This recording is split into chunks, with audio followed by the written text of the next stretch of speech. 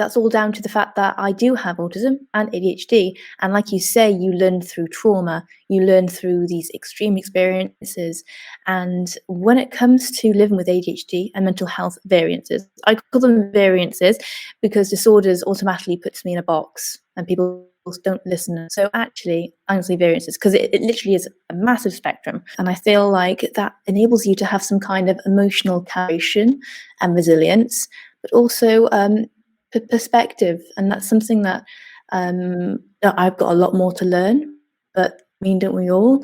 And I think when you have ADHD, you have to live within the turbulence of your mind. And so on a day-to-day basis, you can live an equivalent data, for a week, but then you're randomly in the same clothes and it's only 5 hours later.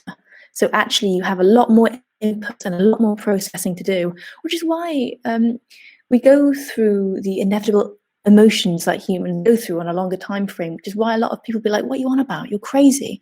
And then I'm like, you'll see. And then they do. And then when they did, and then when they feel that, they often come to me because they're like, oh, that's what you're on about. I thought you were just being weird. And I'm like, nah, it's kind of foresight that I want people to realize that at the end of the day, if we're all a simulation, then the people with mental health variances have had to process a lot more in a shorter time frame because of the senses, and that's just the way we're made. So you can call me crazy, and a lot of people have. That's actually a quote from the book. But I think there's nothing wrong with that if you have confidence that what you're feeling is inevitable for humans anyway. Like in lockdown, like everyone's feeling like, oh, anxiety and uncertainty. Oh, I'm overwhelmed. Hypochondria, and I'm like, just every day. So yeah, I could talk about that for quite a while. So if you have any questions about that, then feel free.